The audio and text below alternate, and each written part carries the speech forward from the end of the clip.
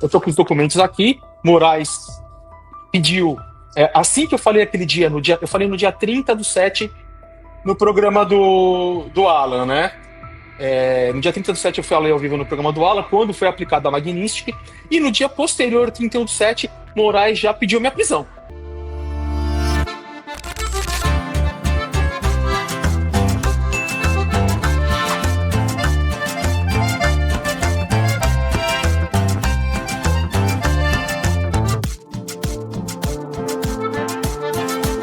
Essa é a galera que faz esse programa ser o mais assistido do Brasil. Vocês que cravam o dedo no like, que apertam o botão do repost, que comentam, que mandam o programa nos grupos de WhatsApp, que repostam o programa nas redes sociais, que mandam para os amigos e também para os inimigos que estão desesperados, porque esse é o Paulo Figueiredo Show.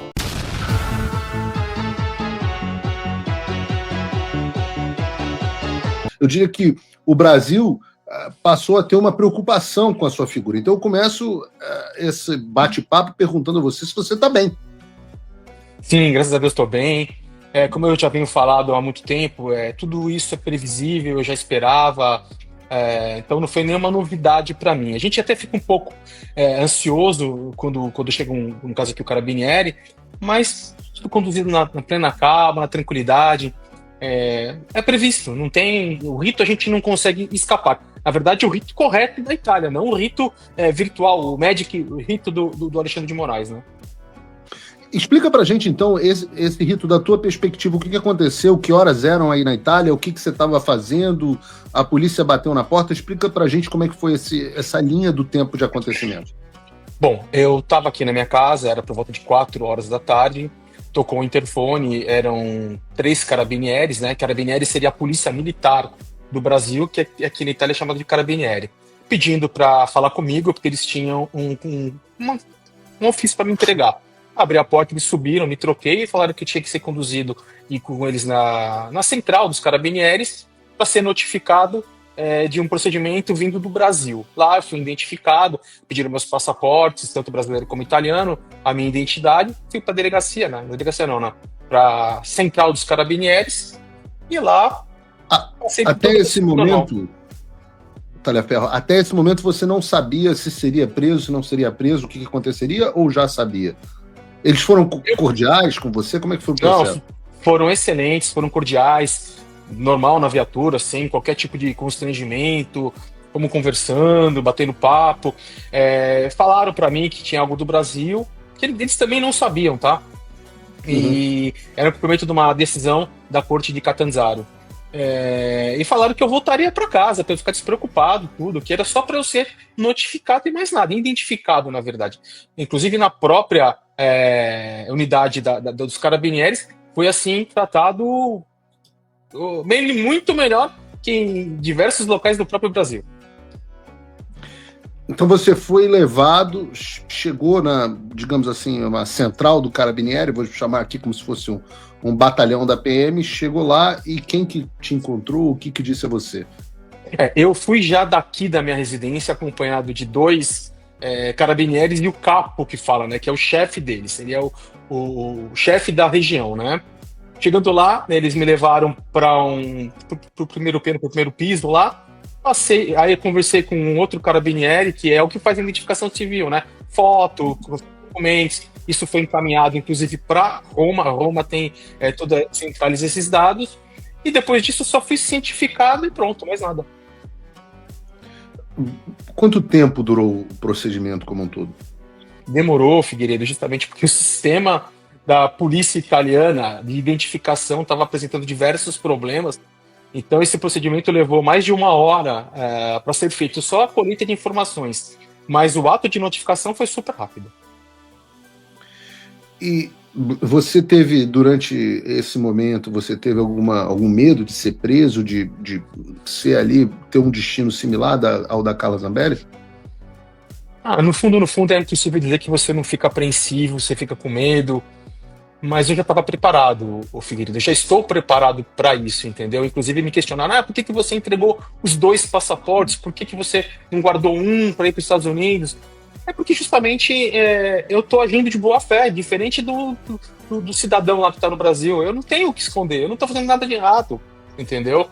Então, para mim, foi super tranquilo, super de boa. Fiquei apreensivo, você sempre. Todo procedimento novo pra gente deixa a gente um tanto quanto nervoso.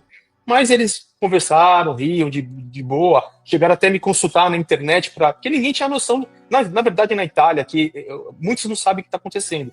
Então, eles verificaram na internet, comentaram: olha, ele tal pessoa que está aqui e tal. A certo ponto, até enobreceram a minha pessoa dentro da própria unidade policial. E quando chegou lá, do que eles te informaram especificamente? Eles te deram um documento para ler ou eles te falaram alguma coisa? Na verdade, me informaram que eu tenho uma cautelar, que eu não posso sair do município ao qual eu vivo, totalmente legalizado, não tenho problema nenhum aqui na Itália, vim totalmente legal, e que na sexta-feira agora ou na segunda eu tenho uma audiência com a corte para explicar, né, para eles me ouvirem, de fato, se o que o Moraes está falando é verdade. Eu estou com os documentos aqui, Moraes pediu, assim que eu falei aquele dia, eu falei no dia 30/7, no programa do Alan, né? No dia 30/7 eu falei ao vivo no programa do Alan, quando foi aplicada a Magnitsky, e no dia posterior, 31/7, Moraes já pediu minha prisão. Só por eu ter comemorado o fato de ele ter sido sancionado pelos Estados Unidos. No dia seguinte ele pediu minha prisão e a minha extradição pela Polícia Federal. Aí no dia 14 ele assinou a extradição, mandou aqui para a Itália. Só que o interessante, né? Ele é um cara perfeito da justiça, né? Eu só fui denunciado 6 ou 7 dias depois. Ou seja, foi pedida a minha prisão, a minha extradição. O documento diz o seguinte, que ele fala, Moraes, porque eu vazei dados sigilosos com o intuito de desestabilizar a República. Só isso, mais nada. E a denúncia só veio 6 ou 7 dias posterior ao pedido de extradição, ou seja, eu não tinha nada, não tinha problema nenhum, nenhuma manifestação da PGR, mas mesmo assim, Moraes pediu para me extraditar, me prender, com o objetivo de me calar, mas já é tarde demais. Você já tinha ciência, eu não me lembro mais, eu até peço perdão, já era público que havia um pedido de prisão contra você? Vazaram na imprensa, né? A Moraes, coitado, vazou na imprensa, né? A imprensa tradicional, porque tudo que a gente fala que é verdade e que ele tem praticado, a imprensa tradicional não publica, não. Mas as coisas que o Moraes tem interesse é publicado. Inclusive, o pedido de extradição foi vazado com a assinatura dele no dia 14 de agosto. Então eu já sabia desse procedimento, já sabia que isso tinha acontecido, só estava esperando o momento de ser chamado aqui na Itália. Na verdade, eu não sabia se eu seria preso ou se eu seria citado. A Itália, de fato, a Corte de Catanzaro não acatou a prisão, mas aplicou medidas cautelares. Isso tem algum impacto especificamente para você, ô Tarefa? Nenhum, Figueiredo. Nenhum, porque eu continuo denunciando, eu continuo fazendo as coisas. Eu já enviei tudo que eu precisava, inclusive para os Estados Unidos. Está um pouco em sigilo ainda, não posso falar para quem, quando, como foi feito isso. Mas o que eu tinha que fazer, eu já fiz. Eu só continuo relembrando o próprio Moraes e o próprio povo brasileiro de que existem mais coisas. Mas assim, com relação à minha vida, nada. Eu só não vou poder, por exemplo, sem avisar a corte, de ir para um outro município, de ir para outro lugar. Mas onde eu tô, eu tenho tudo que eu preciso. Para mim não muda nada. Você está bem aí, abrigado, em condições confortáveis, minimamente confortáveis e seguras, certo? Condições básicas, eu tenho a previsão de mudar desse município até o final do mês para um outro município no norte. Eu estou no sul da Itália, a região de Catanzaro pertence à Calabria e eu estou me mudando para a região do Piemonte, que é outra região. Mas tudo isso vai ser oficiado ao juiz e mudar, porque já tem um apartamento, inclusive, lá em curso para que eu me mude. Porque aqui no sul da Itália é maravilhoso, é muito bom, mas é um pouco precário de algumas questões de infraestrutura. Lá sim eu vou ter uma vida um pouco melhor do que eu estou tendo aqui. Mas assim, nada que me falta. Comida, cama, nada me falta. Para quem não sabe, a Itália, a região do sul da Itália é, num certo sentido, comparado muito ao Nordeste brasileiro, né? É a região mais pobre da Itália, de onde, inclusive, não vem os mafiosos, viu, Tarefa? Cuidado aí você. Eu tô esperto aqui, né? Eu sei, conheço toda a região já. Mafioso, o Alexandre entende. Exatamente. E eu, na verdade, não sou, né? Eu sou somente um golpista na boca do Alexandre de Moraes. É o mais novo golpista. Antigamente o maior inimigo dele era Alan dos Santos e você, agora acredito que o maior inimigo dele, eu consegui tomar o lugar de vocês. Hoje o maior inimigo dele sou eu. Com o maior prazer. Não, não se eu puder evitar, eu ainda vou te passar nisso, que ainda tem muita coisa. Então nós vamos brigar pesado, viu? Minha caixinha de maldades ainda não foi fechada. Nesse sentido, Talhaferro, todo mundo tem muita preocupação, e a gente vai abordar isso num determinado momento, com os sei lá quantos gigabytes do Glenn Greenwald. Essas cópias desses documentos, existem pessoas que têm cópias disso para caso aconteça alguma coisa com você, essas pessoas possam entregar esses documentos? Sim, eu sou um cara bem precavido, né? Então eu já deixei com quem 2, 3 pessoas têm as cópias disso e elas estão autorizadas, e caso me aconteça alguma coisa, continuar divulgando, continuar fazendo o trabalho que eu iniciei. Não vai parar, Figueiredo, não vai parar. Nem me matando, ele vai conseguir me parar. Existe uma suspeita muito grande de ligação do Alexandre de Moraes com crime organizado, né? Então, eu acho que as pessoas têm a preocupação com você, que isso é uma preocupação que eu tenho, que as pessoas têm comigo, inclusive, né? Do Alexandre mandar um... Aí na Itália é um pouco mais fácil, mas mandar... Você já ouviu uns diálogos aí, eles diziam que tinham vontade de mandar uns jagunços, lembra? É claro. Esse diálogo veio para mim. Pois é, então. Por isso que eu estou falando. Se tinha vontade de mandar um jagunço, você sabe que vontade eles têm. Então, eu acho que o medo das pessoas é menos dos governos e mais dos jagunços. Por que você acha que ele não acionou a Interpol? Não, aparentemente você não se encontra na difusão vermelha. Não estou na Interpol. Não estou na Interpol, e a informação que eu tive, não é uma informação oficial. Você tem convicção de que não está na Interpol? Não estou. Eu fui parado pela polícia aqui 2 vezes na Itália. E se eu tivesse, eu era preso na hora. E mesmo hoje eu era preso. Eu tenho uma informação de governo, mas porém de forma extraoficial, que eu não estou, e que parece que ele tentou me colocar na Interpol, mas a Interpol negou. Em Lyon, negou a inclusão na alerta vermelha.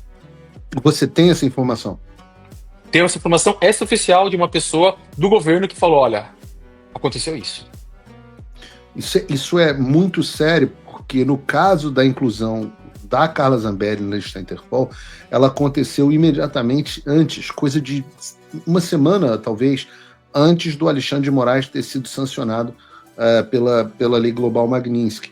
E normalmente, quando as pessoas são sancionadas pela Lei Global Magnitsky, elas são os mandados de prisão e etc, dessas autoridades, eles passam por um escrutínio maior. No seu caso, especificamente, como a prisão preventiva de um sujeito que sancionado pela Lei Global Magnitsky, de um caso que parece ter uma conotação política muito grande, faz muito sentido que a Interpol, por causa do seu artigo 3º da sua Constituição, não tenha aceito o pedido da sua inclusão. Com certeza, não tenho dúvida disso. A Itália ela não sabe das sanções aplicadas pelos Estados Unidos. Eu percebi isso, que a justiça italiana não sabe. A gente precisa começar a divulgar. Só que aqui a Itália é um pouco complicado. A imprensa italiana ela não quer divulgar coisa do Brasil. Mas a gente está trabalhando para que isso aconteça. Existe uma suspeita muito grande de ligação do Alexandre de Moraes com crime organizado, né? Então, eu acho que as pessoas têm a preocupação com você, que isso é uma preocupação que eu tenho, que as pessoas têm comigo, inclusive, né? Do Alexandre mandar um... Aí na Itália é um pouco mais fácil, mas mandar... Você já ouviu uns diálogos aí, eles diziam que tinham vontade de mandar uns jagunços, lembra? É claro. Esse diálogo veio para mim. Pois é, então. Por isso que eu estou falando. Se tinha vontade de mandar um jagunço, você sabe que vontade eles têm. Então, eu acho que o medo das pessoas é menos dos governos e mais dos jagunços. Por que você acha que ele não acionou a Interpol? Não, aparentemente você não se encontra na difusão vermelha. Não estou na Interpol. Não estou na Interpol, e a informação que eu tive, não é uma informação oficial. Você tem convicção de que não está na Interpol? Não estou. Eu fui parado pela polícia aqui 2 vezes na Itália. E se eu tivesse, eu era preso na hora. E mesmo hoje eu era preso. Eu tenho uma informação de governo, mas porém de forma extraoficial, que eu não estou, e que parece que ele tentou me colocar na Interpol, mas a Interpol negou. Em Lyon, negou a inclusão na alerta vermelha. Você tem essa informação? tenho essa informação extraoficial de uma pessoa do governo que falou, olha, aconteceu isso. Isso é muito sério, porque no caso da inclusão da Carla Zambelli na lista da Interpol, ela aconteceu imediatamente antes, coisa de uma semana, talvez, antes do Alexandre de Moraes ter sido sancionado pela Lei Global Magnitsky. E normalmente, quando as pessoas são sancionadas pela Lei Global Magnitsky, elas são os mandados de prisão e etc, dessas autoridades, eles passam por um escrutínio maior. No seu caso, especificamente, como a prisão preventiva de um sujeito que, sancionado pela Lei Global Magnitsky, de um caso que parece ter uma conotação política muito grande, faz muito sentido que a Interpol, por causa do seu artigo 3º da sua Constituição, não tenha aceito o pedido da sua inclusão. Com certeza, não tenho dúvida disso. A Itália ela não sabe das sanções aplicadas pelos Estados Unidos. Eu percebi isso que a justiça italiana não sabe. A gente precisa começar a divulgar. Só que aqui a Itália é um pouco complicado. A imprensa italiana ela não quer divulgar coisa do Brasil. Mas a gente está trabalhando para que isso aconteça. Pelo menos vocês deem um like aí. Confirma se deu, aperta, repete, comenta. Comenta qualquer coisa. Boca Suja chegou, aquele que nenhum canal quer ver passar na frente chegou. Então compartilhe o link. Vocês sabem que eu não tenho papa na língua, vocês sabem que eu aguento na minha lomba tudo aquilo que vocês querem falar. Não tem ninguém me buzinando o que eu posso falar e o que eu não posso. Aproveite enquanto eu estou vivo, aproveite enquanto eu estou solto. Oi! Diante dos inúmeros bloqueios que eu venho recebendo do STF e também todo o boicote do YouTube, canais de cortes dos meus vídeos como esse são muito importantes para fazer a minha mensagem chegar ao máximo de pessoas possível. Sem isso, o pessoal fica refém da Globo News e das outras redes de televisão de esquerda. Por isso, todo mundo tem autorização expressa para recortar os meus vídeos à vontade, exatamente como fazem aqui os meus amigos do Pave News. Curtam então o vídeo e se inscrevam nesse canal. Para acompanhar os meus programas completos ao vivo, eu sugiro que você acesse o meu canal e o site do Paulo Figueiredo Show. A gente transmite ao vivo todas as terças e quintas às 15 horas. Você também pode, no meu site, apoiar o meu trabalho diretamente. O programa é totalmente financiado justamente pelos assinantes e cada contribuição é crucial. Se tornar assinante e apoiador é muito fácil, é acessível e eu criei um cupom de desconto especial com 20% aqui na descrição. É uma contribuição de pouco mais de $5 por mês, menos que uma promoção do Big Mac, e você tem acesso a vários conteúdos exclusivos, análises detalhadas e descontos dos meus cursos. De novo, link e cupom na descrição. Você pode contribuir também de uma forma mais significativa, se você se tornar um patrono Gold.